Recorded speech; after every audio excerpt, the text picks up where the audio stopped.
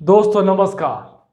आज हम संघात्मक शासन व्यवस्था यानी केंद्र और राज्यों के बीच हम संबंध पर चर्चा करेंगे। दोस्तों यह पूरे पॉलिटी में सबसे बड़ा टॉपिक्स यही है। इसके बहुत सारे डायमेंशन हैं। हम कोशिश करेंगे कि सारे डायमेंशन से आपको जो है सारे डायमेंशन का झलक एक बार आपको दिखाया जाए। और क्वेश्चन इस बार फिर ही आया था और फिर 67 में भी इससे आने की संभावना है, इसके दूसरे डायमेंशन से। तो उससे पहले दोस्तों, यदि आप 67 बीपीएससी मेंस के जीएस पेपर 1 और 2 में एक्सेलेंट प्रदर्शन करना चाहते हैं और मेंस में दोनों पेपर जीएस में अधिकतम नंबर लाना चाहते हैं और चाहते हैं कि हम वही पढ़े जो परीक्षा में आए, तो उसके लिए जीसीएस आईएएस का 95 वीडियो आप 95 पीडीएफ पढ़कर आप जा सकते हैं। 83 73 98 39 95 पे संपर्क करके बैच ज्वाइन कर सकते हैं। फीस 2500 है। आइए अब हम लोग चर्चा को आगे बढ़ाएंगे। तो जैसा कि आप पहले ही कहे हैं कि सबसे बड़ा टॉपिक पॉलिटी का यही है। और दूसरे स्थान पर अगर किसी को रखेंगे तो हम रखेंगे मौलिक अधिकार को, क्योंकि मौलिक अधिकार के व्यापक डायमेंशन है। संसद का भी डायमेंशन बहुत ज़्यादा है, लेकिन संसद के डायमेंशन में जो मेंस का अप्रोच है वह सीमित डायमेंशन है। हम उस संसद से राष्ट्रपति को अलग कर दिए हैं। अगर मान लीजिए राष्ट्रपति को मिलाकर करेंगे तो सबसे बड़ा टॉपिक संसद ही हो जाता है, तो वह अलग बात है। अब हम लोग चर्चा को आगे बढ़ाएंगे। दोस्तों सबसे पहले केंद्र राज्य संबंध है। केंद्र राज्य संबंध के बारे में चर्चा करना है और केंद्र राज्य संबंधों में जो है हम सारे इसके आयाम हैं उसको देखने का प्रयास करेंगे। जो केंद्र और राज्य जो देखते हैं, यानी केंद्र भी है और राज्य भी है, जैसा कि भारत में है, अमेरिका में भी है, ऑस्ट्रेलिया में भी है, कनाडा में भी है। तो जो दो प्रकार की जो सरकार जहाँ जहाँ होता है जिस देश में, उस देश के शासन प्रणाली को संघात्मक शासन प्रणाली कहते हैं। संघीय सरकार, एक संघीय सरकार होगा, एक प्रांतीय सरकार होगा या उसका इकाई होता है। तो जब कहीं दो प्रकार के सरकार होगा, उस देश में दो प्रकार के सरकार, तो उस देश में कौन सा व्यवस्था होगा? संघात्मक व्यवस्था। समझ रहे हैं? फेडरल सिस्टम जिसको बोलते हैं। लेकिन भारतीय संविधान में फेडरल शब्द का प्रयोग न करके यूनियन शब्द का प्रयोग किया गया है। हम थोड़ी देर बाद चर्चा करेंगे। तो सबसे पहले यह जानना है कि आप पहले ही जान गए कि दो प्रकार के सरकार जहां भी होगा वहां की शासन व्यवस्था कैसा होगा? संघात्मक होगा।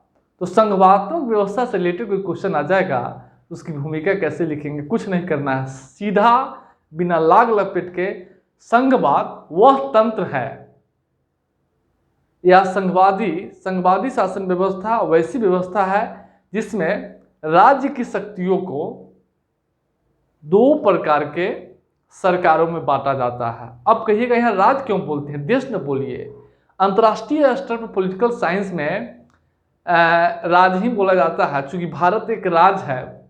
याद रखिएगा, जो प्रांत बिहार और यूपी राज्य नहीं है, क्योंकि राज्य उसको बोलते हैं जिसके पास संप्रभुता होता है। तो संप्रभुता भारत में निहित की गई है, देश में निहित की गई है।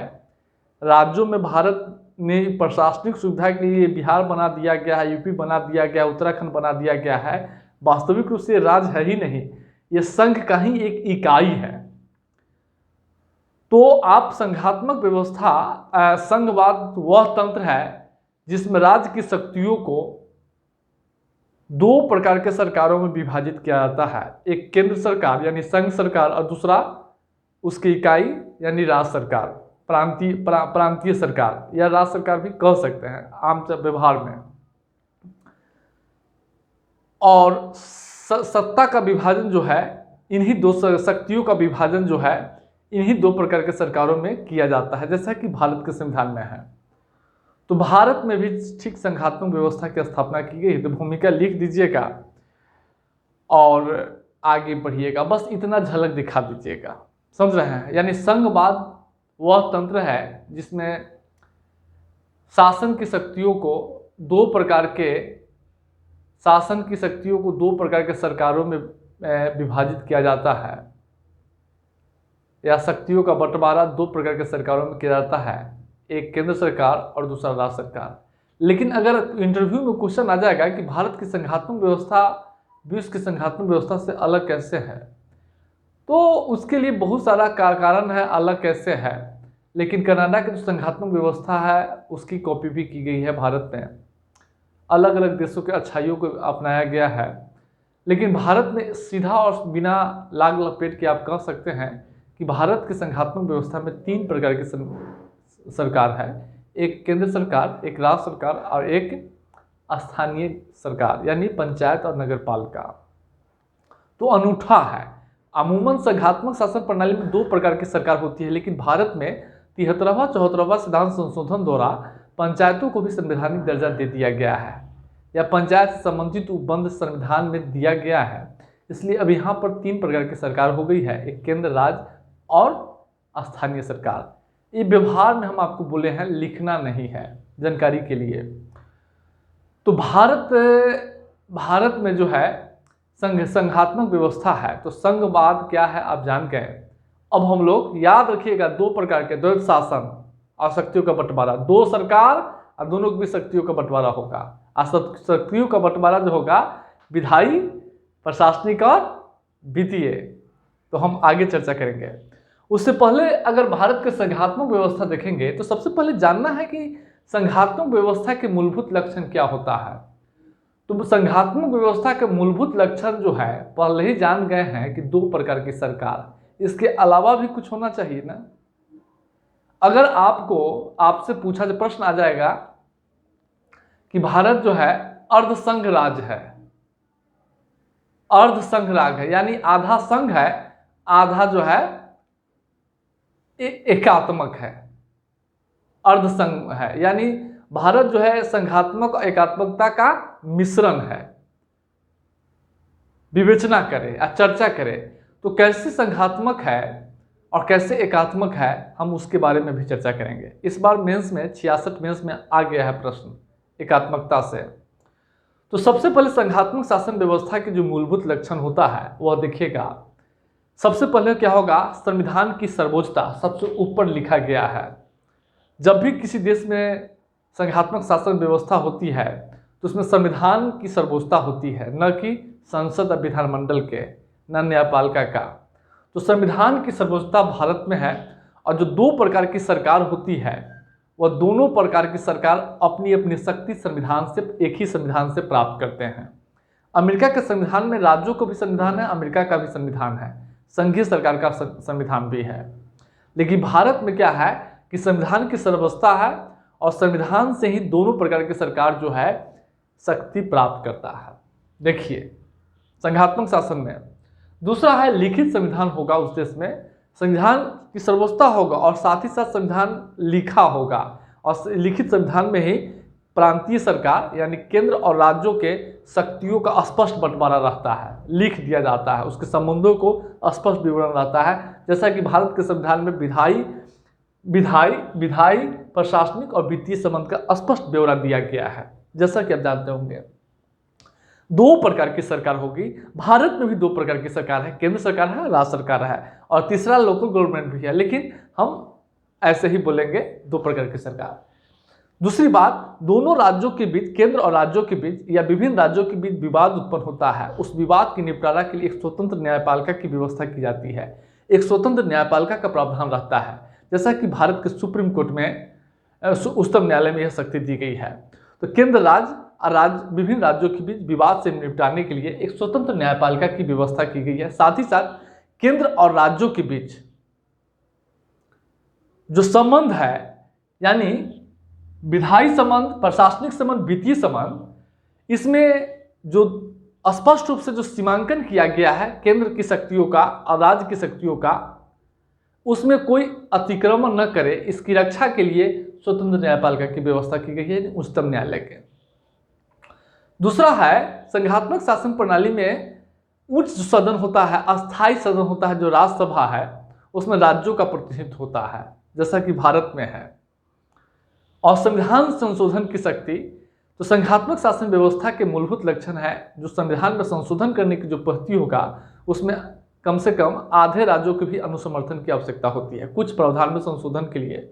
यानी केंद्र राज्यों से संबंध है, केंद्र राज्य संबंध में बदलाव करने के लिए उस बदलाव करने के लिए संविधान में तभी संशोधन हो पाएगा जब उस विधेयक को, संविधान संशोधन विधेयक को आधे राज्यों को भी अनुसमर्थन की आवश्यकता होगी।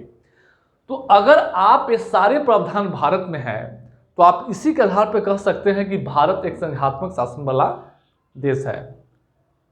समझ रहे हैं? संघात्मक शासन वाला देश है। अब कैसे संघात्मक, भारत किस प्रकार संघात्मक शासन वाला देश है, स्पष्ट रूप से विशेषता बता दीजिए इसी आधार पे। अब दूसरा है, एक और प्रश्न आता है कि भारत अर्धसंघ राज्य है, यानी आधा संघात्मक है, आधा एकात्मकता है। यानी आधा जो है संघात्मक, आधा एकात्मक। यानी एकात्मकता का अर्थ है कि भारतीय संघात्मक शासन व्यवस्था में शक्ति का झुकाव केंद्र की ओर है, केंद्र को अधिक शक्तिशाली बनाया गया है। और केंद्र को अधिक शक्तिशाली बनाया गया है इसलिए कहा जाता है कि भारत अर्धसंघात्मक शासन वाला देश है, यानी आधा संघ है, आधा एकात्मक है। अब इसके लिए क्या क्या प्रावधान है? एकात्मकता यानी केंद्र जो है, शक्तियों का झुकाव केंद्र की ओर है। इस बार बीपीएससी में आया है, शक्तियों का झुकाव केंद्र की ओर है, या अधिक शक्तिशाली केंद्र की स्थापना क्यों किया गया है? अधिक शक्तिशाली केंद्र, केंद्र को अधिक शक्तिशाली बनाया गया है।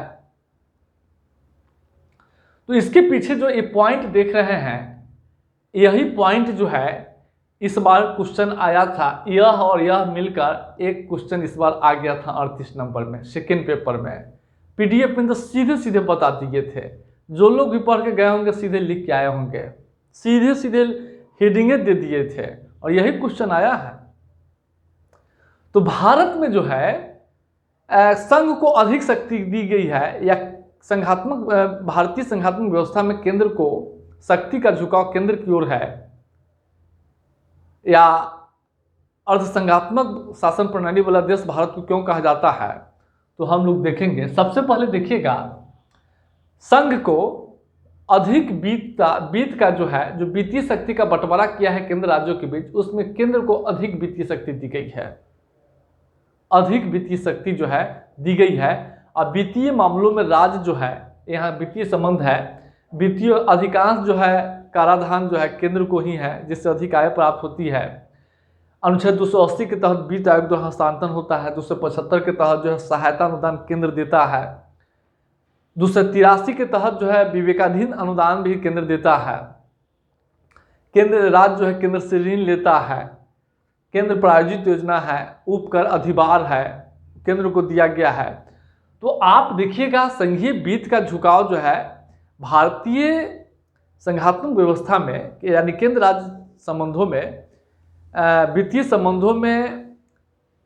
संबंधों में संसाधनों का बंटवारा जो है, आर्थिक संसाधनों का बंटवारा इस तरह से किया गया है कि केंद्र के पास अधिक पैसा रहता है, राज्यों के पास कम पैसा रहता है। जो कि महत्वपूर्ण निगम कर है, कॉर्पोरेट टैक्स जिसको बोलते हैं, आयकर है, सीमा शुल्क है, ये सारे जो है केंद्र के पास है। सर्विस कर है, और राज्यों के पास जो है सीमित कर है, इसलिए राज्यों के पास जो है आमदनी की कमी रहती है। तो वित्तीय व्यवस्था, उसके बाद केंद्र अधिभार उपकर भी लगाता है, और उससे राज्यों को वितरण करने की आवश्यकता नहीं रहती है।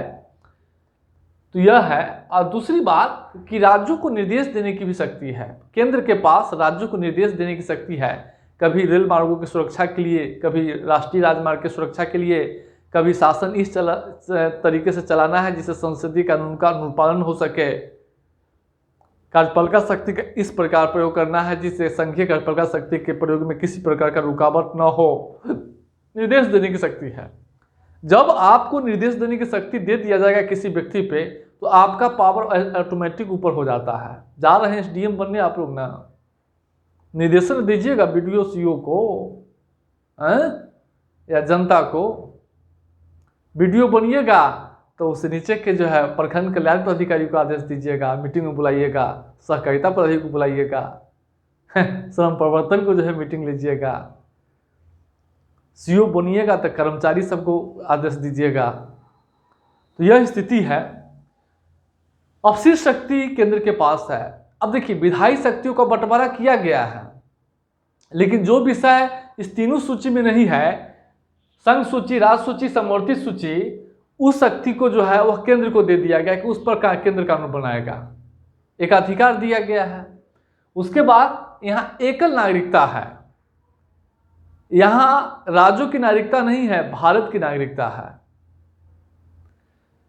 ऑल इंडिया सर्विस की नियुक्ति, प्रोन्नति, अनुशासनात्मक कार्रवाई के लिए केंद्र जिम्मेदार है। उसकी नियुक्ति भी करता है, भर्ती करता है, लेकिन वो काम करता है राज्यों पर, वो राज्यों के ऊपर नियंत्रण रखता है। ऑल इंडिया सर्विस, राज्य उसको वेतन देता है लेकिन उस पर नियंत्रण नहीं है, राज्य का नियंत्रण केंद्र करता है, बहाली केंद्र करेगा। तो यह स्थिति है। राज्य सूची पर कानून, देखिए सामान्य स्तर पे राज्य सूची पर भी कानून बनने का अधिकार आपातकाल में है। राष्ट्रपति शासन लागू हो जाता है तब, या अंतर्राष्ट्रीय करारों को लागू करने के लिए आप देख रहे हैं, अंतर्राष्ट्रीय करारों को या राज्यसभा के प्रस्ताव द्वारा राष्ट्र सूची पर भी कानून बनने का अधिकार जो है संसद को है। राज्यपाल की नियुक्ति, अब जो है केंद्र जो है राज्यपाल राज्य का संवैधानिक प्रमुख होता है। राज्य की कार्यपालिका शक्ति जो है राज्यपाल में निहित की गई है, लेकिन उसका नियुक्ति करता है राष्ट्रपति। अब अनुच्छेद 3, नए राज्यों के निर्माण, सीमा में बदलाव, बिना राज्यों से पूछे नया राज्य निर्माण कर सकता है, राज्यों का विघटन कर सकता है, समाप्त कर सकता है। अनुच्छेद 3 नए राज्यों के निर्माण है ना। अगर केंद्र चाह लेगा कि बिहार को हम हटा देना है, राज्य नहीं रहना था, उसको हम मिला देंगे यूपी में मिले या केंद्र शासित प्रदेश बनाएंगे, तो केंद्र स्वतंत्र है, कर सकता है। तो यह स्थिति है। तो इस आधार पर आप कह सकते हैं कि शक्ति का झुकाव जो है केंद्र की ओर है। अब प्रश्न है कि केंद्र की ओर क्यों किया गया था, हम उसको यहां देखेंगे।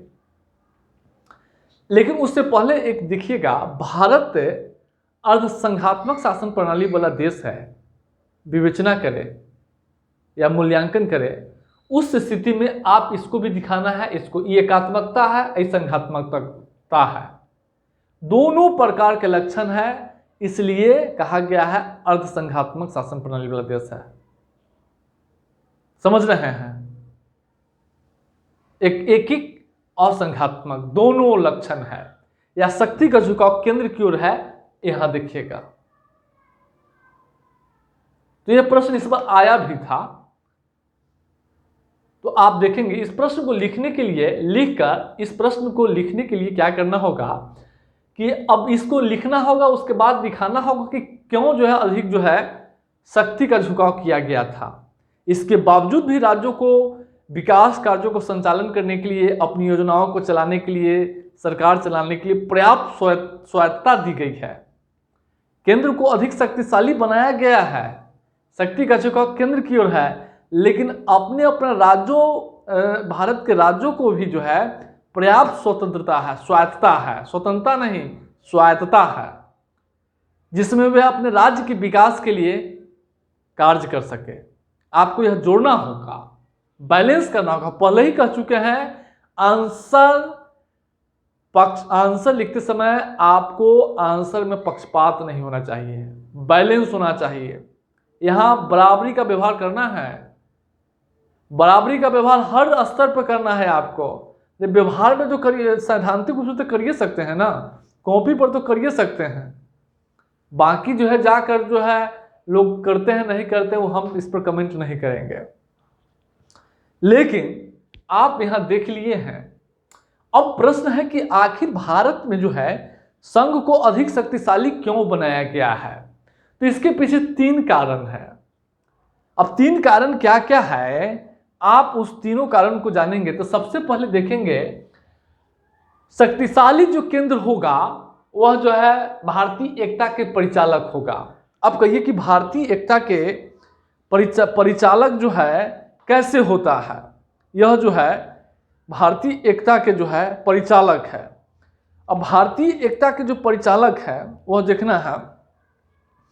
अब ब्रिटिश शासनकाल में लंबे समय तक जो है भारत पर ब्रिटिश शासनकाल का नियंत्रण था, और 1935 के अधिनियम में केंद्र को अधिक शक्तिशाली बनाया गया था और राज्यों पर केंद्र और राज्यों के बीच जो है शक्तियों का बंटवारा किया गया था, लेकिन केंद्र को अधिक शक्ति दी गई थी और राज्यों पर कड़ा नियंत्रण था।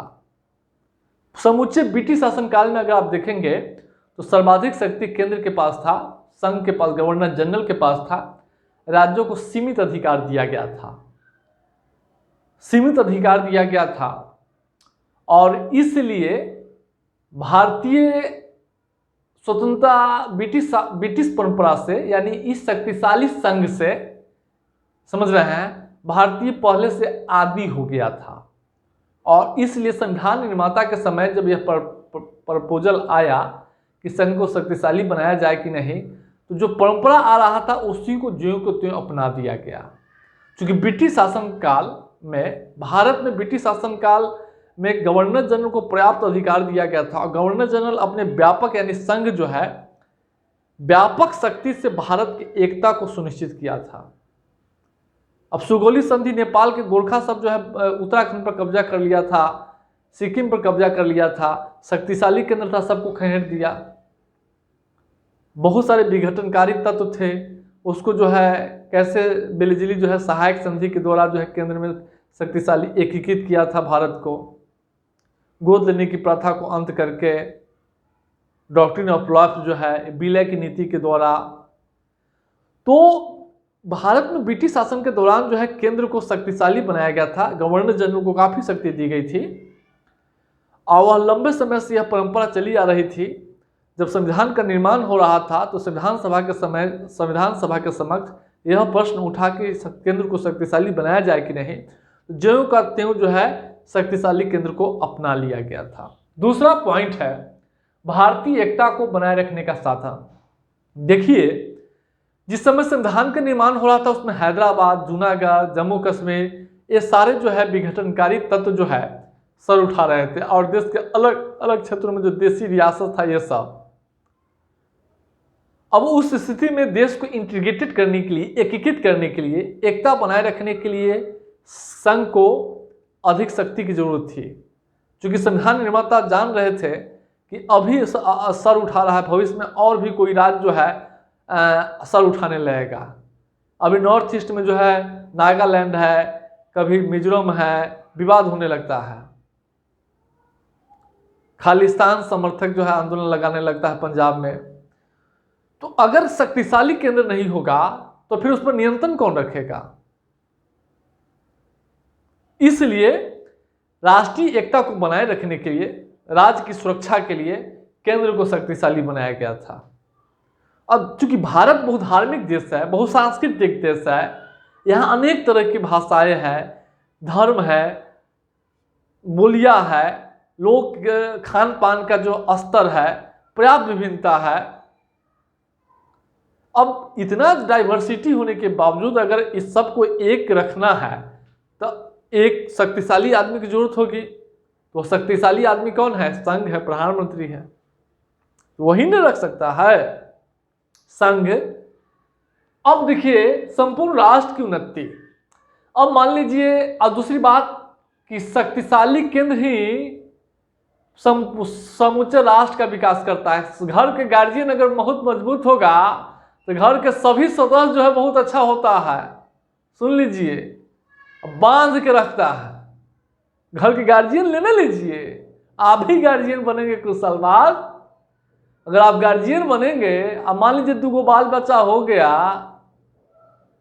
और दोनों में मतभेद होगा, आप मजबूत रहेगा तब ना दोनों को बांध के रखिएगा। मजबूत नहीं रहेगा, दोनों अलग हो जाएगा, क्या कीजिएगा? होता है ना ऐसे।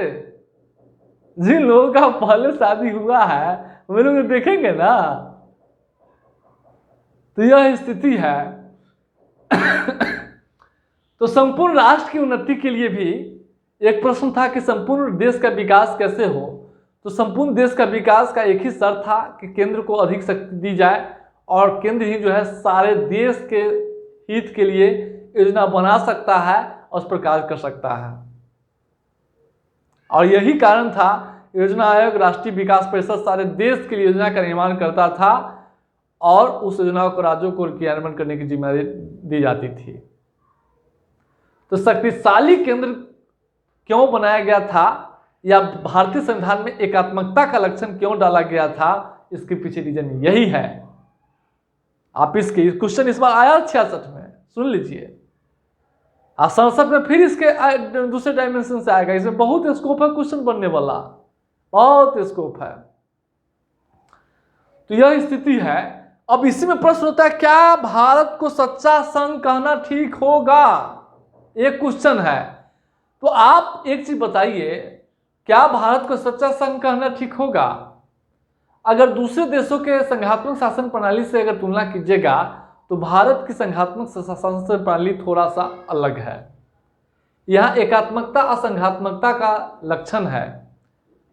तो अगर आप संघात्मकता का परीक्षण करेंगे तो भारत एक संघात्मक वाला राज्य है। इसके बावजूद जो है भारत जो है एकात्मकता का लक्षण है। तो इस तरीके के प्रश्न में लिखते समय लिखना होगा, सबसे पहले आपको संघवाद की परिभाषा देना होगा।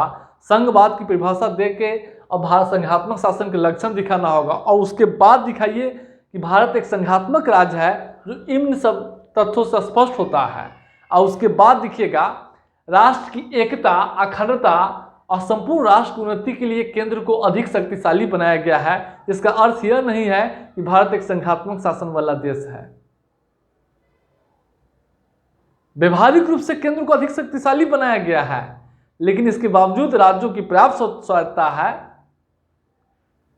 और संघात्मक शासन प्रणाली के तमाम लक्षण जो है भारतीय संविधान में मौजूद है। इसलिए इसमें कोई अतिशयोक्ति नहीं होना चाहिए कि भारत एक संघात्मक राज्य नहीं है। कोई शक नहीं करना चाहिए। तो आपको सपोर्ट करना है, चूंकि है तो दिखना है। ये तो हम राष्ट्र की उन्नति के लिए, एकता अखंडता बनाए रखने के लिए किए हैं ना। इसका प्रावधान, एकात्मकता का लक्षण का प्रावधान हम मजबूरी में किए हैं। संघात्मक व्यवस्था की जो दोषों को दूर करने के लिए हम किए हैं, दोषों को दूर करने के लिए किए हैं। अमेरिका में संघात्मक व्यवस्था में क्या हो गया था कि गृह युद्ध हो गया था वहां। अब उस गृह युद्ध से भारतीय संविधान निर्माता जो समझा और उसी से प्रभावित होकर भारतीय संविधान में संघ का, परिसंघवाद का, फेडरल सिस्टम का प्रयोग नहीं किया गया है। यहां यूनियन शब्द का प्रयोग किया गया है। इसके पीछे रीजन है कि अमेरिका के संघात्मक व्यवस्था की तरह भारत की संघात्मक व्यवस्था यहां राज्यों के बीच करार का परिणाम नहीं है, या राज्यों को अलग होने का अधिकार नहीं है। समझ रहे हैं? इसलिए यहां संघ का प्रयोग किया गया है अनुच्छेद 1 में। तो आप इसको लिख सकते हैं। और एक भारतीय संविधान में केंद्र को अधिक शक्तिशाली क्यों बनाया गया है, ये भी लिख दीजिएगा। एकात्मक क्यों बनाया गया है, इसका भी आंसर आपसे लिखा जाएगा, है ना। अब हम लोग चर्चा को आगे बढ़ाएंगे। अब देखेंगे केंद्र और राज्यों के बीच जो है संबंधों का निर्धारण। भारतीय संविधान में अब एक चीज बताइए, किसी भी व्यक्ति के बीच संबंधों का बंटवारा अगर होता है तो कई चीजों को लेकर बंटवारा होता है। संपत्ति का बंटवारा होता है, जमीन का बंटवारा होगा, है ना, और प्रभाव क्षेत्र का बंटवारा होगा, और संपत्ति प्रभाव क्षेत्र का। तो ठीक जैसे परिवार का बंटवारा होता है, एक पिता, एक मजबूत पिता अपने बेटा को संपत्ति बांट कर देता है, उसी तरीके से संघ को पिता ले लीजिए और राज्यों को बेटा ले लीजिए।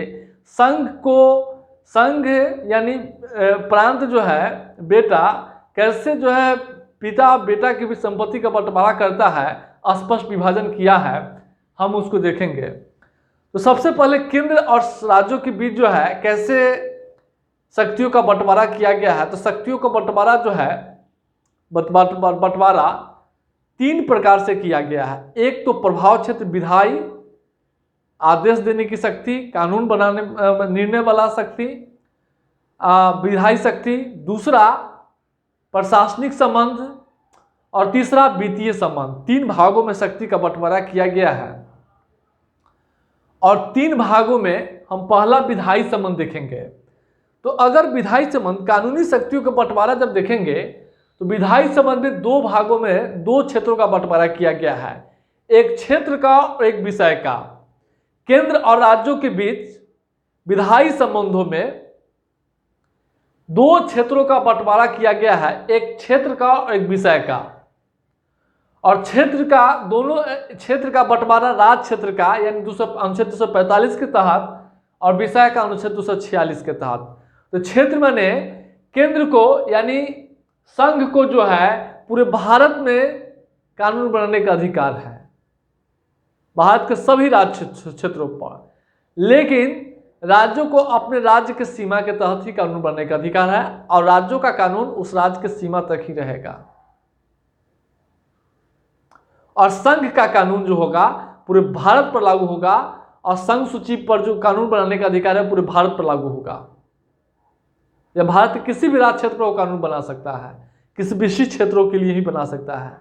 राज्य भी अपने राज्य क्षेत्र के भीतर किसी एक जिला तक भी कानून बना सकता है। तो सबसे पहले क्षेत्र का बंटवारा कर दिया गया है। दूसरा है विषय। अनुच्छेद 246 के तहत केंद्र राज्यों के बीच विषय का बंटवारा कर दिया गया है कि आप इन क्षेत्रों पर कानून बनाइएगा, आप इन विषयों पर कानून बनाएंगे। विषय का बंटवारा 7वीं अनुसूची के आधार पे 7वीं अनुसूची के तहत 3 सूचियों में किया गया है। एक संघ सूची, एक राज्य सूची और समवर्ती सूची, एक और है अवशिष्ट विषय, अनुच्छेद 248। तो संघ सूची में जो है 99 विषय को शामिल किया गया है। कहीं 98 रहता है, कहीं 99 रहता है। इसमें हमेशा जो है स्पष्ट रूप से नहीं है। तो आप जो है हम 2016 का डाटा आपको हम दे रहे हैं। संघ सूची में वर्तमान में 97 विषय है, ठीक है। संघ सूची में 97 विषय है और राज्य सूची में 59 विषय है और समवर्ती सूची में 52 विषय शामिल है। तो अब जो है संघ सूची में जो है जो संपूर्ण राष्ट्र के लिए जो महत्वपूर्ण विषय है, जैसे मुद्रा है, वित्त है, विदेशी व्यापार है, रक्षा है,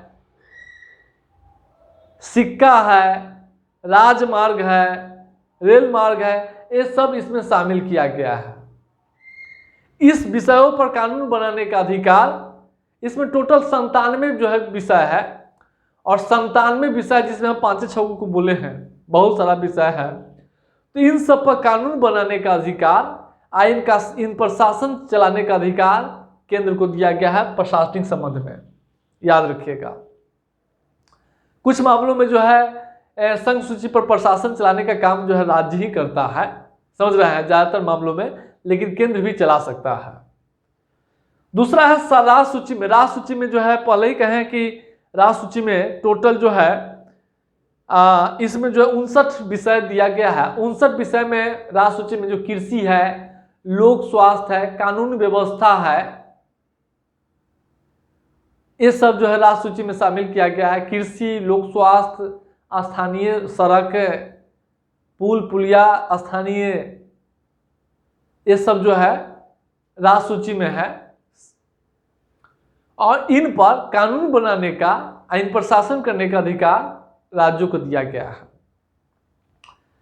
जो दोनों सूची में अब एक समवर्ती सूची दिया गया है और इस समवर्ती सूची में जो है वैसे विषय को शामिल किया गया जो क्षेत्रीय और राष्ट्रीय दोनों दृष्टि से महत्वपूर्ण है। इसमें जनसंख्या नियंत्रण है, विवाह है, विवाह विच्छेद है, सामाजिक सुरक्षा है, वन है, शिक्षा है, ये सब इसमें शामिल किए गए हैं समवर्ती सूची में। इस पर केंद्र और राज्य जो है दोनों कानून बना सकते हैं। लेकिन अगर मान लीजिए केंद्र कानून नहीं बनाया है और राज्य कानून बना दिया है तो राज्य कानून का वैलिड होगा, लेकिन फिर केंद्र अगर कानून बनाएगा तो राज्य का कानून निरस्त हो जाएगा। अगर राज्य कानून बना दिया है और उस कानून को राष्ट्रपति से क्या है मंजूरी मिल गया है, केंद्र भी बनाया है, तो उस स्थिति में राज्य का कानून अभिभावी होगा, लेकिन बाद में फिर केंद्र कानून बनाकर उसको निरस्त कर सकता है। स्पष्ट इसमें मेंशन किया गया है समवर्ती सूची में। और जो तीनों सूची में नहीं है इसका अधिकार केंद्र को दे दिया गया। अवशिष्ट विषय, बहुत सारे ऐसे विषय होंगे जो तीनों सूची में नहीं है, वह अवशिष्ट विषय होगा और उस पर संघ को कानून बनाने का अधिकार दिया गया है, संसद को। और अवशिष्ट विषय कौन है इसका निर्धारण उच्चतम न्यायालय करेगा। तो दोस्तों आप इसमें समझ गए होंगे कि विधायी संबंध में जो है कैसे जो है ये किस तरीके का संबंध है। तो क्षेत्र और विषय स्पष्ट किया गया है, विषय का बंटवारा कर दिया गया है। इसके बावजूद जो है आप देखिए यह संघ को राज्य सूची पर कानून बनाने का अधिकार दिया गया है। अब संघ को विधायी शक्ति में वृद्धि हो जाती है। हम इसकी अलग से टॉपिक्स लिए हैं। क्या प्रश्न आ सकता है कौन परिस्थितियों पर चर्चा करें जिसमें संघ की विधायी शक्ति में वृद्धि होती है।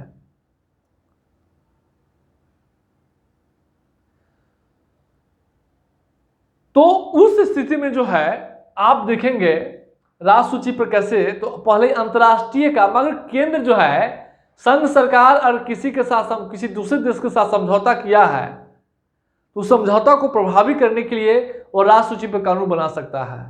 जब आपातकाल अनुच्छेद 352 के तहत आपातकाल लागू होता है उस स्थिति में जो है केंद्र जो है राज्य सूची पर कानून बना सकता है।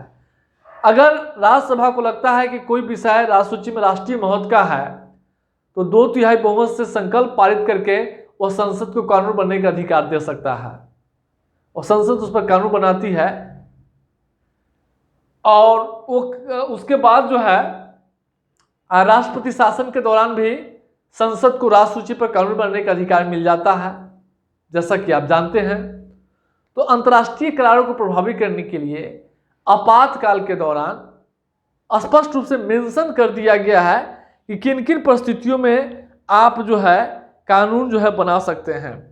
इसके अलावा आप जो है राज्यों के विधानमंडल के अनुरोध कर, यानी 2 या 2 से अधिक राज्य जो है अगर केंद्र को अनुरोध करता है कि राज्य सूची पर कानून बनाया जाए तो उस स्थिति में भी केंद्र जो है कानून बनाता है। तो यह केंद्र को विधायी शक्ति में कैसे बदलाव हो जाता है, तो कुछ विशेष परिस्थितियां हैं, खास करके आपातकाल। उस स्थिति में केंद्र की विधायी शक्ति में वृद्धि हो जाती है और राज्यसभा। तो आप समझ गए होंगे अब विधायी संबंधों में भी कई प्रकार के टकराव है। अब जो है राज्यों का कहना है विवाद, अब विधायी संबंधों में क्या विवाद है। अब राज्यों का कहना है कि केंद्र जो है उनके राज्य सूची पर अतिक्रमण करता है। बहुत ऐसे विषय जो राज्य सूची में है उस पर केंद्र कानून बनाता है। इससे राज्यों की स्वायत्तता का क्या हो रहा है, सीमित हो रही है, संकुचन हो रहा है। अब इसको लेकर भी विवाद है। तो विधायी संबंधों में केवल राज्य सूची पर अतिक्रमण को लेकर ही विवाद है और बाकी विवाद जो है बहुत बड़ा नहीं है। समझ रहे हैं? यानी केंद्र भी राज्य सूची पर कानून बनाने लगा है, इसको लेकर विवाद है। अब हम लोग प्रशासनिक संबंध देखेंगे। देखिए दोस्तों, केंद्र और राज्यों के बीच जो है प्रशासनिक संबंधों में केंद्र को राज्यों को कुछ निर्देश देने की शक्ति दी गई है।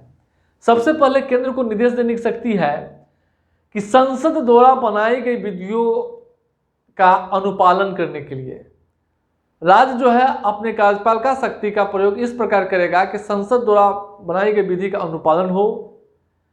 साथ ही साथ संघ की कार्यपालिका शक्ति राज्य की कार्यपालिका शक्ति से किसी प्रकार का असंगत नहीं हो।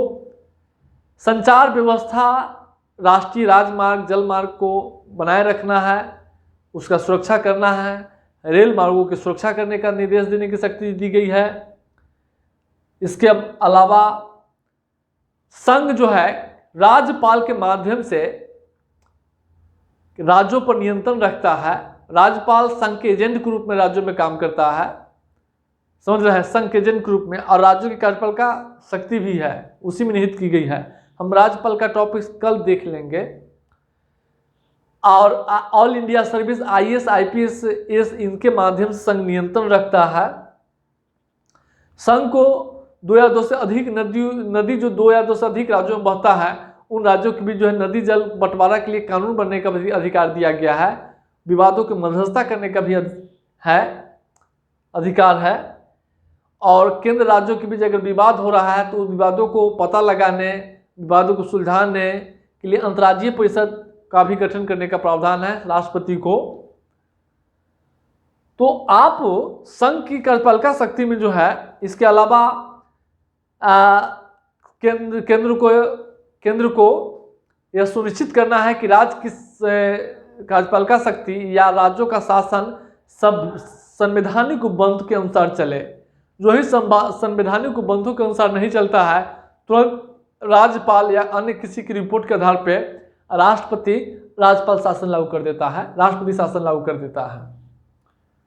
तो केंद्र को, इसके अलावा केंद्र को राज्य की आंतरिक और बाह्य सुरक्षा करने का भी जो है शक्ति दी गई है।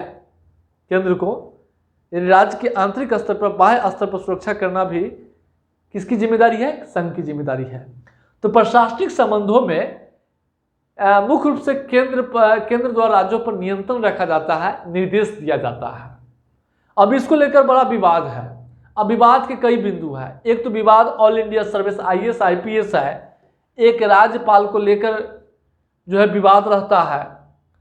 और यह एक विवाद और है कि यह सुनिश्चित हो कि राज्य की शासन व्यवस्था संवैधानिक उपबंधों से के अनुसार चले और राज्यों को आंतरिक सुरक्षा, आंतरिक और बाह्य स्तर पर सुरक्षा करने को लेकर भी विवाद है। अब विवाद में देखिए, सबसे पहला राज्यपाल को लेकर राज्यों का कहना है कि केंद्र जो है राज्यपाल के माध्यम से राज्य को जो है नियंत्रित करता है और राज्य के चुने हुए सरकार को, निर्वाचित सरकार को क्या कर परिचित करता है और जैसे राज्य सत्ता को जो है राज्य सत्ता में अस्थिरता पैदा करता है। राज्यपाल की नियुक्ति बिना राज्यों के सहमति से नियुक्त कर दिया जाता है। राज्यपाल केंद्र के इशारा के रूप में कार्य करता है और राज्य शासन में रुकावट डालने का काम करता है। इसको लेकर विवाद है और कई बार जो है चूंकि मुख्यमंत्री का चयन करने की शक्ति राज्यपाल को है, विधानसभा विघटन करने की शक्ति राज्यपाल को है। कई बार जो है राज्य सरकार जो है राज्यपाल केंद्र के इशारा पे राष्ट्रपति शासन लागू कर देता है, मुख्यमंत्री को पदच्युत कर देता है, विधानसभा का विघटन कर देता है। खास करके केंद्र में दूसरा दल है और राज्यों में अलग अलग दलों, केंद्र और राज्यों में अलग अलग दल की सरकार होने की स्थिति में ऑल इंडिया सर्विस को लेकर भी राज्यों का विवाद है। अब जो है इसका वेतन जो है राज्य देता है, लेकिन इसकी नियुक्ति, प्रोन्नति, अनुशासनात्मक कार्रवाई के लिए केंद्र जो है केंद्र को शक्ति दी गई है और इसके माध्यम से केंद्र जो है राज्यों पर नियंत्रण रखता है। राज्यों का हमेशा कहना रहता है कि उनमें ऑल इंडिया IAS IPS को नियंत्रित करने के लिए उसे केंद्र पर निर्भर रहना पड़ता है और राज्यों का यह भी कहना है कि इस IAS IPS के कारण स्थानीय लोगों को जो है उस सेवा में जाने की जो है रास्ता बंद हो जाता है। क्योंकि अधिक से अधिक IAS IPS जाएगा तो स्वाभाविक है कि स्टेट PCS की बहाली कम होगी। तो उसको लेकर जो है विवाद है और खास करके अनुशासनात्मक, आप देखे होंगे कभी IPS को लेकर केंद्र और पश्चिम बंगाल लड़ जाता है। केंद्र जो है IPS को केंद्र राज्य में यहाँ बुलाता है, केंद्र में बुलाता है, लेकिन पश्चिम बंगाल उसको रिलीज नहीं करती है ममता बनर्जी। तो इसको लेकर भी विवाद रहता है। और अगला जो है, अब राज्यों की आंतरिक सुरक्षा करने की जिम्मेदारी संघ को दी गई है। तो क्या करता है केंद्रीय CRPF, केंद्रीय reserve police, CBI, NII, national investigation agency, इसको लेकर जो है राज्य के अधिकारियों को, राज्य के नेताओं को कभी ED के माध्यम से कारण बताओ नोटिस, कभी जो है गिरफ्तारी किया जाता है। इससे जो है बवाल हो जाता है और राज्यों का मानना है कि इससे जो है उनकी स्वायत्ता का हनन होता है। अब देखिए, अभी हाल ही में महाराष्ट्र में उद्धव ठाकरे गवर्नमेंट में जो है एक मंत्री जो है, गृह मंत्री जो है ED के रडार पर आ गया है, जेल चला गया हुआ है। पश्चिम बंगाल में भी इसी तरीके से घटनाएं घटती है। तो कई बार राज्यों का ये भी शिकायत रहता है कि केंद्रीय रिजर्व पुलिस बल, CBI, ED, NIA के नाम पर जो है राज्यों को प्रताड़ित किया जा रहा है। राज्य के अधिकारियों को या राज्य के जो है जो सत्ताधारी दल है, राज्य के नेता, उसको ये बदले की कार्रवाई की जा रही है। इसको लेकर हमेशा विवाद रहता है। तो विवाद के 3 मुख्य मुद्दे हैं और वर्तमान में जो है देखेंगे तो कई ऐसे मुद्दे हैं। अभी पेगासस मुद्दा को लेकर विवाद चल रहा है। केंद्र, कई राज्य सरकार पेगासस की जांच की मांग कर रहा है। अभी जाति आधारित जनगणना को लेकर, CAA को लेकर, NPR को लेकर, NRC को लेकर, ये सब तमाम ऐसे मुद्दे हैं जिस पर केंद्र राज्यों के बीच जो है वह समसामयिक मुद्दे हैं, जो दोनों के बीच विवाद है। अब हम लोग वित्तीय संबंध में देखेंगे तो आप समझ गए होंगे प्रशासनिक संबंध में कोई दिक्कत तो नहीं होगा, बहुत सारा चीज क्लियर कर दिए हैं। अब हम लोग वित्तीय संबंध में देखेंगे तो केंद्र राज्यों के बीच कराधान का स्पष्ट विभाजन किया गया है, जैसे कि निगम कर है, सेवा कर है, सीमा शुल्क है, ये केंद्र को दिया गया है। कुछ ऐसे कर है जो लगाता केंद्र है वसूलता राज्य है, कुछ ऐसे केंद्र है जो केंद्र लगाता है वसूलता है और फिर राज्यों के बीच बांट देता है।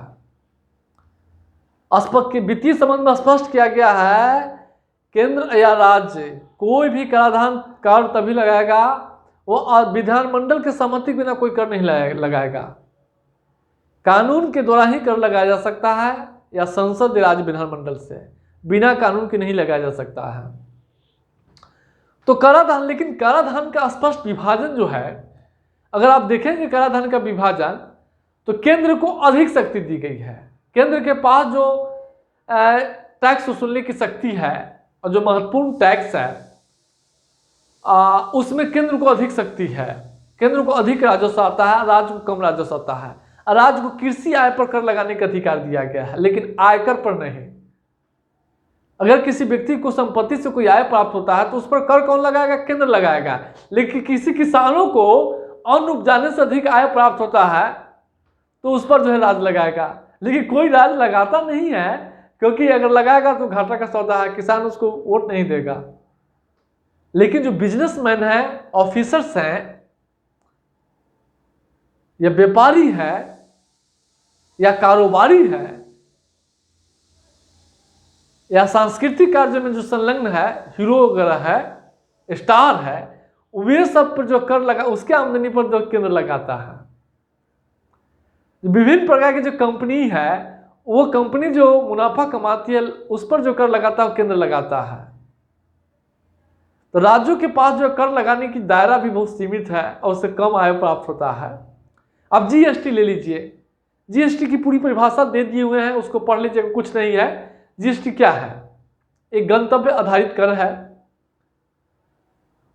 यह वहां लगाया जाता है जहां सामान की बिक्री होती है। गंतव्य आधारित कर है, उपभोग आधारित कर है। इसका उद्देश्य है कि देश भर में जो बहुल कर लगाए जाते हैं वह उसको समाप्त करके पूरे देश भर में जो एकल कर व्यवस्था की स्थापना करना, यानी एक देश एक कर प्रणाली को स्थापित करना, इसका उद्देश्य है। इसके ढांचा जो है, अगर जीएसटी को देखेंगे तो जीएसटी 4 प्रकार के हैं: central GST, state GST, integrated GST और यूटी जीएसटी। तो सेंट्रल जीएसटी, सीजीएसटी और आईजीएसटी, इंटीग्रेटेड, एक राज्य से दूसरे राज्य से जो व्यापार होता है उस पर जो जीएसटी लगाया जाता है उसको इंटीग्रेटेड जीएसटी कहा जाता है। तो सेंट्रल जीएसटी और इंटीग्रेटेड जीएसटी की वसूली केंद्र द्वारा की जाती है और स्टेट जीएसटी के वसूली जो है राज्य सरकार द्वारा किया जाता है और यूटी जीएसटी केंद्र शासित प्रदेशों के लिए है। और जीएसटी में 5 ढांचा है: 012, 012, 18, 05, 12, 18, 28 है। यही ढांचा है। और जीएसटी को चूँकि जीएसटी संवैधानिक कर है और इसको जीएसटी की कर संरचना को तय करने के लिए जीएसटी काउंसिल की व्यवस्था की गई है, जिसके अध्यक्ष जो है संघीय वित्त मंत्री होता है और सदस्य जो है राज्यों के वित्त या कराधान मंत्री होता है।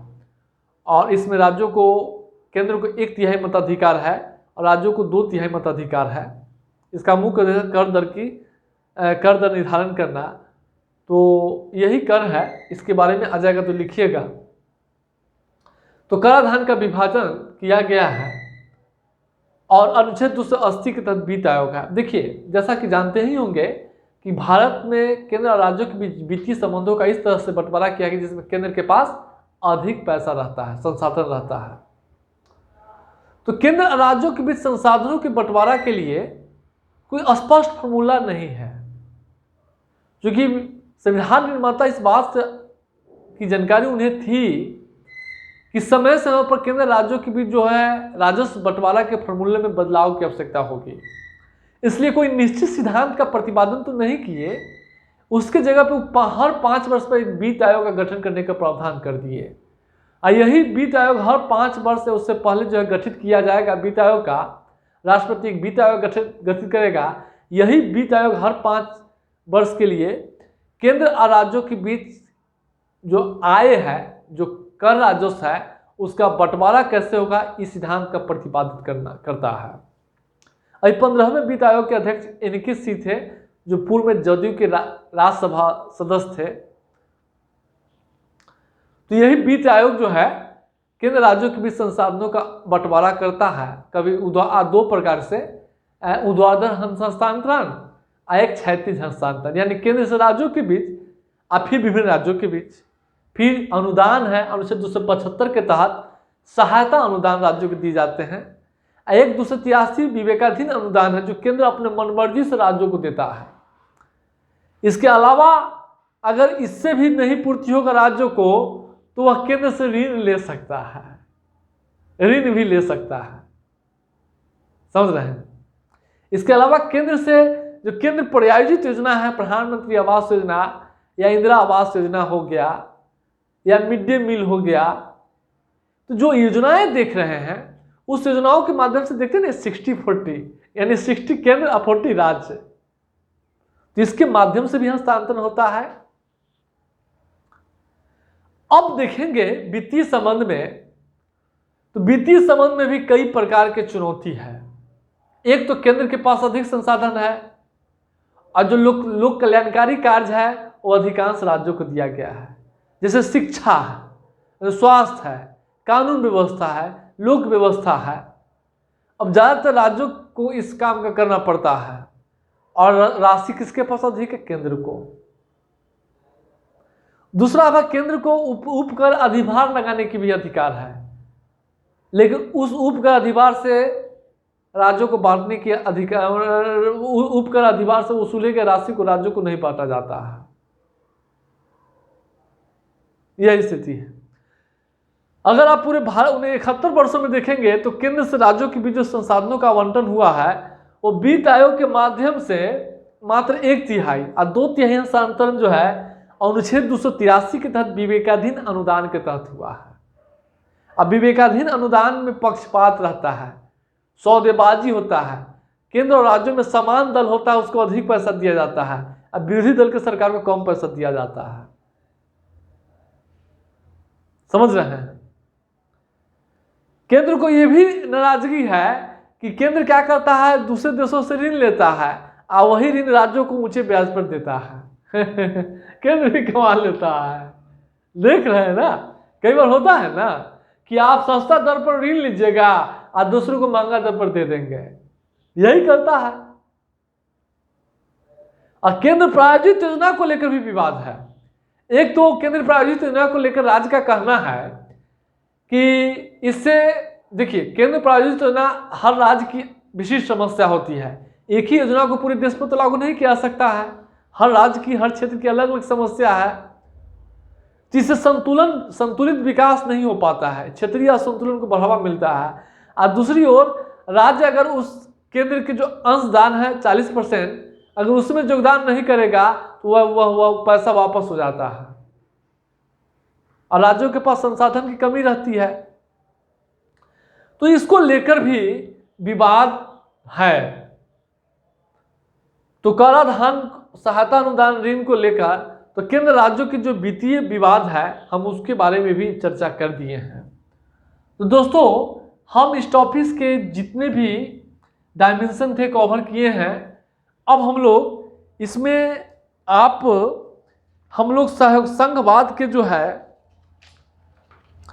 हम लोग थोड़ा सा सहकारी संघवाद देखेंगे और भारतीय संघवाद के विभिन्न मॉडल और व्यवहार में भारतीय संघवाद को देखेंगे तो ज़्यादा अच्छा रहेगा। तो व्यवहार में भारतीय संघवाद को देखने के लिए हम बोल ही देते हैं, आप लोग PDF में होगा, लिख लीजिएगा या पढ़ लीजिएगा। तो व्यवहार में देखेंगे तो भारत में जो है पिछले 71 वर्षों में संघवाद के कई मॉडल भारत में देखने को मिल रहा है। अगर क्वेश्चन आ जाए कि भारतीय संघवाद को कि विभिन्न मॉडलों पर चर्चा करें, या स्वतंत्रता के बाद या पिछले 71 वर्षों में भारतीय संघवाद के विभिन्न प्रतिमानों पर चर्चा करें, या विभिन्न प्रतिमानों की आलोचनात्मक समीक्षा करें, तो उस स्थिति में आपको कैसे लिखना है? तो सबसे पहले आप विभिन्न संघवाद के विभिन्न प्रतिमान, तो केंद्रीकृत संघवाद देखना है। तो केंद्रीकृत संघवाद में देखेंगे तो 1964 तक 67 कहिए, केंद्र और राज्यों में लंबे समय तक स्वतंत्रता के बाद से लेके 1967 तक केंद्र और राज्यों में एक ही पार्टी की सरकार थी, यानी कांग्रेस की सरकार थी। यह चरण और नेहरू का युग था। यह चरण केंद्रीकृत संघवाद है, यानी केंद्र सरकार ही, जो केंद्रीय नेतृत्व था कांग्रेस, वही राज्यों के मुख्यमंत्री का चयन करना, मुख्यमंत्री की नियुक्ति, मुख्यमंत्री कैसे कार्य करेगा, कौन सा योजना चलेगा राज्यों में, पूरा राज्य, केंद्र और राज्य दोनों जो है एक सुर में, एक बराबरी में मिलकर सहयोग के साथ जो है काम कर रहा था। यानी राज्य जो है पूरी तरीके से केंद्र पर निर्भर था, केंद्र से नियंत्रित था। क्योंकि केंद्रीकृत संघवाद था, समान दल था, तो समान दल रहता है तो केंद्र राज्य जो है बस एक ही दिशा में काम करता है, दोनों एक ही जो है डायरेक्शन में मिलकर काम करता है, यानी केंद्र से नियंत्रित हो रहा था। अभी जो है 2014 में जब नरेंद्र मोदी की सरकार आई है, नरेंद्र मोदी के बाद जो है बहुत सारे राज्यों में बीजेपी की सरकार हो गई थी। अब तो कुछ पराजित होने लगे हैं, क्योंकि प्रभाव कम होने लगा है। हम भी जो है बीजेपी के बड़ी समर्थक थे, लेकिन अब हम भी नाराज हो गए हुए हैं, क्योंकि हम उस पार्टी को समर्थन करते हैं जो देश के संवैधानिक संस्थाओं से, देश के लोकतंत्र से और देश के संस्कृति जो है उसको जो है तोड़ मरोड़ करने का काम जो करेगा, हम उसको पसंद, चूंकि हमको इस देश को बचाना है, मुझे किसी पार्टी से मतलब नहीं ना है। संविधान, निर्वाचन आयोग, नियंत्रण लेखा महापरीक्षक, आरबीआई, उच्चतम न्यायालय कैसे की स्वायत्तता कैसे बना रहे, कैसे उसकी स्वतंत्रता सुनिश्चित रहे, कैसे सेल्फ डिसीजन ले, हम यह चाहते हैं। हमको किसी भी जो है पार्टी से कोई जो है मतलब नहीं है। हम तो देश के लिए मर मिटने वाले आदमी हैं। मुझे इस देश से जो है हम निष्ठा है, हम देश के लिए मरते हैं ना, किसी पार्टी के लिए क्या है? कोई पार्टी आता जाता है, देश वही रहेगा, समझे? कोई भी पार्टी इस देश में लंबे समय तक शासन थोड़ी करता है, सबका उदय होता है, सबका पतन होता है, ऐसे ही चलता रहता है। तो हमको देश से ना निष्ठा है, देश के लिए मरते हैं ना। और वही जो है हम लोग तो कहाँ चले गए थे? हाँ, केंद्रीकृत। अब भारतीय संघवाद एकात्मक संघवाद है। अब एकात्मक संघवाद कैसे है? तो आप देखिए ना, संघीय वित्त पर केंद्र का अधिक निर्भर, अवशिष्ट शक्ति, राज्यपाल की नियुक्ति, अखिल भारतीय सेवा का पर नियंत्रण, राज्यों के निर्माण की शक्ति, एकल नागरिकता, राज्यों को निर्देश देने की शक्ति, ये सब एकात्मक संघवाद है। अगर एकात्मक संघवाद है, इसकी चर्चा कीजिएगा। सहयोगात्मक संघवाद क्या होता है?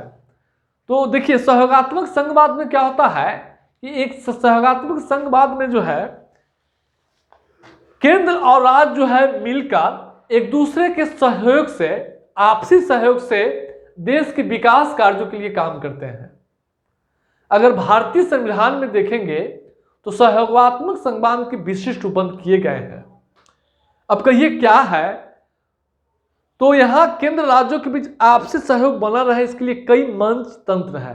अब मुख्यमंत्रियों का सम्मेलन, राज्यपाल केंद्र राज्यों के बीच जोड़ता है, कड़ी का काम करता है, सहयोग स्थापित करता है। जीएसटी काउंसिल राज्यों का प्रतिनिधित्व है उसमें। नीति आयोग की गवर्निंग काउंसिल, उसमें राज्यों का प्रतिनिधित्व है।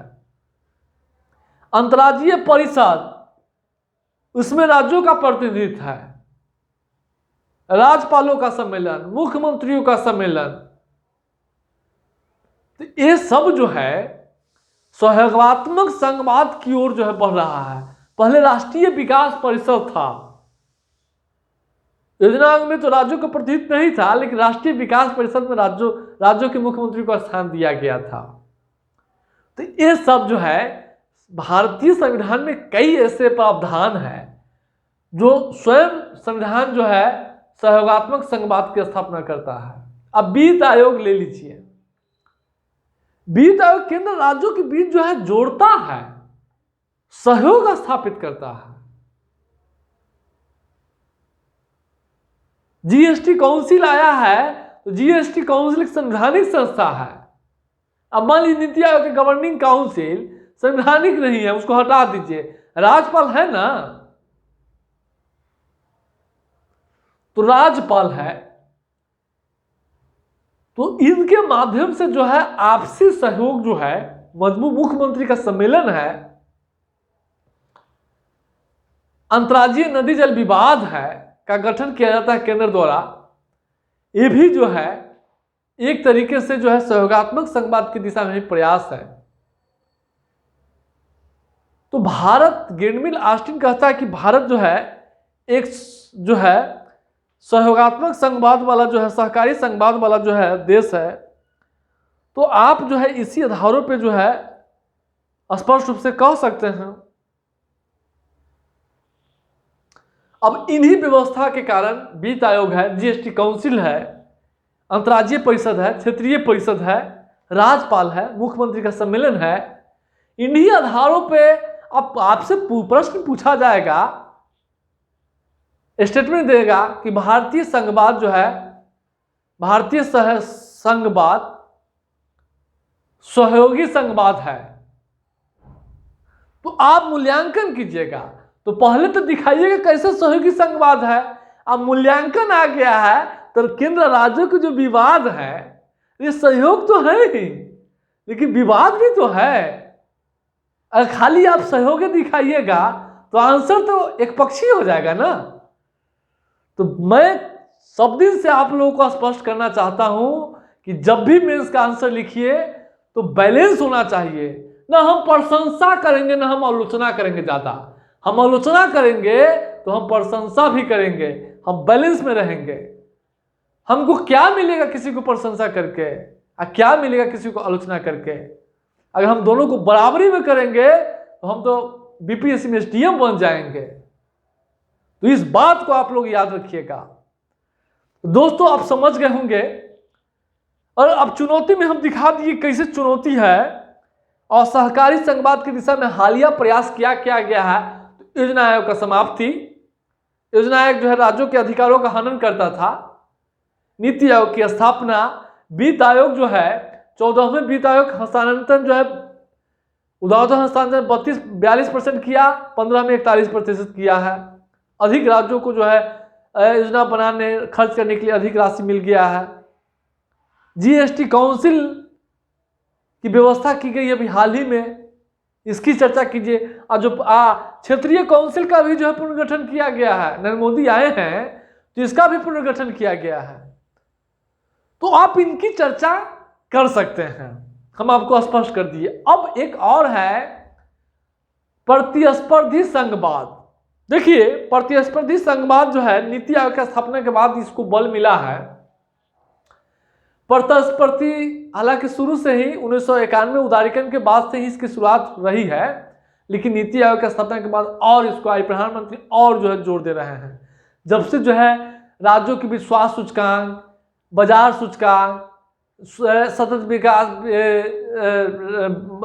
विकास जो सूचकांक है नीति आयोग के, वह जल सूचकांक, तो विभिन्न सूचकांक जो नीति आयोग द्वारा जारी किया जाता है, तो राज्यों के बीच जो है कंपटीशन को बढ़ावा देने के लिए, ताकि राज्य जो है शिक्षा सूचकांक से, स्वास्थ्य सूचकांक से, निर्यात सूचकांक से, नीति आयोग के सतत विकास सूचकांक या से राज्य जो है क्या करता है, आपस में जो है जो सामाजिक क्षेत्र है, जो व्यापार है, उसको बेहतर करने के लिए एक दूसरे से प्रतिस्पर्धा करते हैं। तो प्रतिस्पर्धी संघवाद में क्या करता है, केंद्र राज्य से राज्य विभिन्न राज्यों से, अब विभिन्न राज्य केंद्र से विकास कार्यों को बढ़ावा देने के लिए, राष्ट्र की उन्नति के लिए, समझ रहे हैं, निवेश को आकर्षित करने के लिए प्रतिस्पर्धा करता है। अब देखिए, उत्तर प्रदेश गवर्नमेंट अगर निवेशकों का सम्मेलन बुलाता है तो कुछ महीना के बाद देखिएगा महाराष्ट्र गवर्नमेंट भी बुला रहा है, बिहार गवर्नमेंट बुला रहा है। अगर यूपी गवर्नमेंट जो है भूमि सुधार लागू कर रहा है तो बिहार सरकार भी लागू करने जाएगा। एक बात बताए हैं, अब जनसंख्या नियंत्रण कानून जो है यूपी गवर्नमेंट लाने की तैयारी कर रही है, उत्तराखंड भी, हिमाचल प्रदेश भी। तो राज्यों के विकास के लिए ये सब जो प्रेरणा देख रहे हैं, एक राज्य को, अब निजी क्षेत्र में आरक्षण, हालांकि इसको एग्जाम्पल नहीं देना है, हरियाणा किया, पहले आंध्र प्रदेश में बात उठी, हरियाणा पारित कर दिया, झारखंड भी जो है लागू करने जा रहा है। तो ये जो एक राज्य दूसरे राज्यों के लेकर जो विकास कार्यों में प्रतिस्पर्धा करते हैं वो प्रतिस्पर्धी संघवाद ही है। तो यह स्थिति है। अब विदेशी निवेश को आकर्षित करने के लिए केंद्र सरकार फैसिलिटेटर सेल जो है इन्वेस्ट इंडिया स्थापित किया है, फैसिलिटेशन सेल स्थापित किया है, विभिन्न प्रकार के ऐप जो है बनाता है। वही देखा देखी राज्य भी बनाने लगा है, तो प्रतिस्पर्धा कर रहा है ना। तो दोस्तों ये प्रतिस्पर्धी संघवाद है। इसको बढ़ावा देने में सबसे बड़ा योगदान क्या है, कौन किया है? तो वित्त आयोग द्वारा राज्यों को अधिक हस्तांतरण, नीति आयोग को, आयोजना आयोग को समाप्ति और नीति आयोग की स्थापना, देख रहे हैं ना, इसके माध्यम से। तो दोस्तों आज हम ये सारा जो है टॉपिक जो है क्लियर कर दिए हैं, और केंद्र राज्यों के बीच विवाद के सारे टॉपिक्स, वित्तीय, प्रशासनिक और विधायी, तीनों चीज बांट कर लिखिएगा। और समसामयिक मुद्दों में आप जो है CAA, NPR, जातीय आधारित जनगणना, पेगासस मुद्दा, ये सब जो है एडजस्ट कर सकते हैं। और नए नए मुद्दे आते रहते हैं, ध्यान रखिएगा, नहीं तो हम तो हैं ही। तो इसी के साथ समाप्त की जाती है। अब कल मिलेंगे।